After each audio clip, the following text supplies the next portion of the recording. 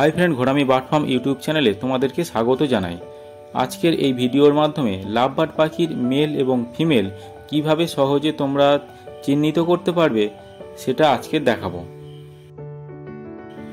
Video শুরু করার আগে তোমাদের কাছে অনুরোধ, যারা নতুন দেখছো তারা অবশ্যই চ্যানেলটি সাবস্ক্রাইব করো, ভিডিওতে লাইক করো, কমেন্ট করো ভিডিওগুলো কেমন লাগছে। যে কোনো পাখি প্রতিপালন করার সময় মেল এবং ফিমেল পাখিটি চিহ্নিত করতে হয়, তা না হলে পাখিদের ক্ষেত্রে পরবর্তীকালে ডিম বাচ্চা পাওয়ার ক্ষেত্রে সমস্যা হয়ে থাকে। তাই তোমরা যখন পাখি প্রতিপালন করতে যাবে বা কারোর কাছ থেকে পাখি নিয়ে আসবে, তখন জেনে নেবে যে কোনটা মেল পাখি এবং কোনটা ফিমেল পাখি। তা না হলে তোমাদের পাখি পালন অনেকটা কিন্তু খরচ সাপেক্ষ হয়ে যাবে এবং সেই খরচ হলেও বেশি পরিমাণে ডিম এবং বাচ্চা তোমরা পাবে না। এই ভিডিওর মাধ্যমে তোমরা খুব সহজেই চিনতে পারবে যে লাভ বার্ড পাখির মধ্যে কোনটি ফিমেল পাখি এবং কোনটি মেল পাখি। এই ভিডিও দেখার পর তোমরা নিজেরা পাখিদেরকে আলাদা আলাদা করতে পারবে এবং পাখির ভালোভাবে সেটিং করতে পারবে। মেল এবং ফিমেল পাখিকে আলাদা করতে হলে প্রথমে তাদেরকে দেখবে যে গলার আওয়াজ কেমন রয়েছে। সাধারণত মেল পাখিদের গলার আওয়াজ তুলনামূলকভাবে ফিমেল পাখিদের তুলনায় বেশি হয় এবং মেল পাখিটি অনবরত চেঁচামেচি করতে থাকে। এইভাবে তোমরা মেল এবং ফিমেল পাখিকে আলাদা করতে পারবে। নেক্সট আসছি যে পাখির আকারের উপরে।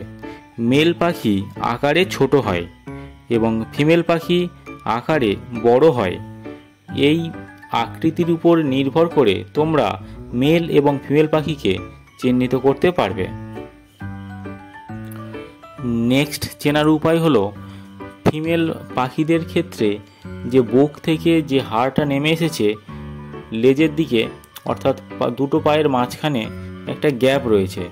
এই গ্যাপটা যদি বেশি পরিমাণে হয় সেটা তোমরা বুঝতে পারবে যে ফিমেল পাখি, এবং যদি পায়ের যে গ্যাপটা রয়েছে এবং ওই গ্যাপের মাঝখানে যে হাড় রয়েছে সেই হাড়ের গ্যাপ যদি কম পরিমাণে হয় তাহলে তোমরা বুঝবে যে এটা মেল পাখি।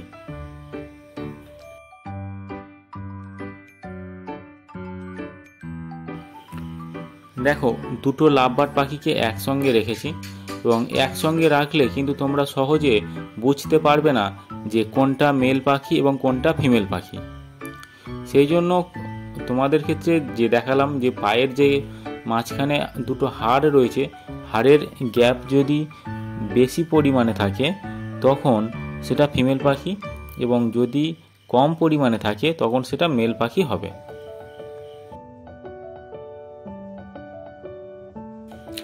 নেক্সট চেনার উপায় হলো, ফিমেল পাখি যখন কোনো কিছুর উপরে বসবে তখন ওদের যে পা দুটো রাখবে সেই পায়ের গ্যাপ কিন্তু অনেকটা বেশি পরিমাণে হবে। আবার মেল পাখি যখন বসবে তখন তাদের পায়ের গ্যাপ কিন্তু খুব কম পরিমাণে হবে। মেল এবং ফিমেল পাখি চিহ্নিত করার আরও এক পদ্ধতি হলো ডিএনএ টেস্ট করা। এই ডিএনএ টেস্টের মাধ্যমে সহজেই মেল এবং ফিমেল পাখিকে চিহ্নিত করা যায়।